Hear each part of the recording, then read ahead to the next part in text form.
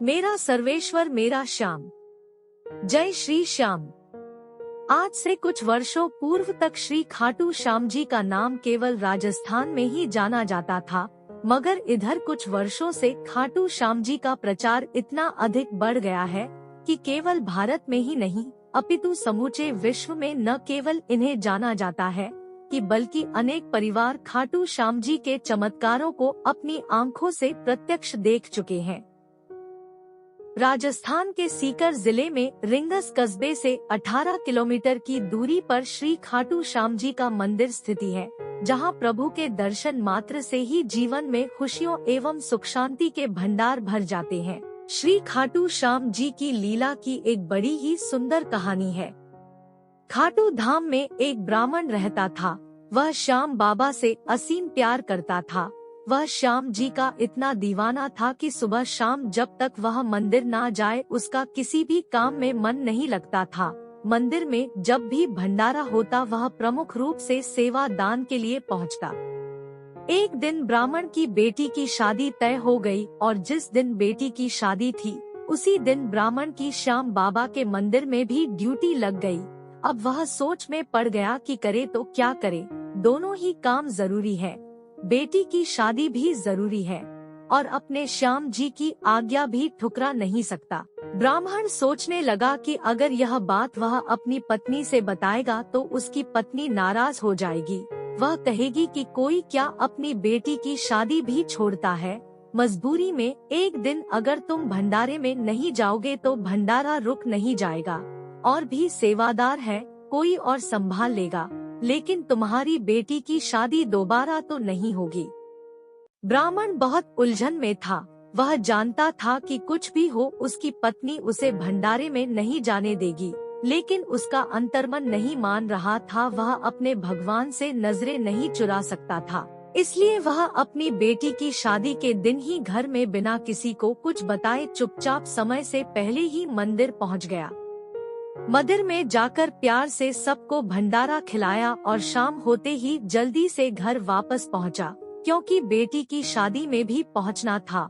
लेकिन ब्राह्मण को पहुंचते पहुंचते देर हो चुकी थी और बिटिया की शादी होकर बिटिया की विदाई भी हो चुकी थी। जब वह घर पहुंचा तो उसकी पत्नी उससे बोली, आओ चाय पी लो, बहुत थक चुके होंगे। ब्राह्मण सोचने लगा कि बिटिया की शादी होकर विदाई भी हो गई और मैं घर में अब पहुंचा हूँ, फिर भी घर में कोई भी उस पर क्रोधित नहीं हो रहा और न ही परिवार का कोई भी सदस्य उससे कोई सवाल कर रहा है कि वह शादी में नहीं था। बजाय नाराज होने के पत्नी सही से उससे प्यार से बात कर रही थी।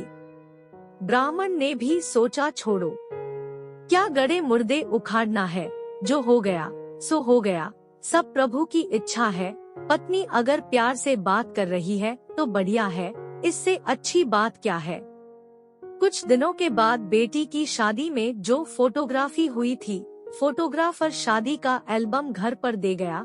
ब्राह्मण ने सोचा इस शादी में तो उपस्थित हुआ नहीं था, चलो एल्बम देख लेता हूँ, बेटी की शादी कैसी हुई थी। मगर यह क्या, वह तो देख रहा है इस शादी में हर जगह उसकी भी तस्वीर है, जो जगह जगह विवाह में जिम्मेदारियां संभल रहे थे।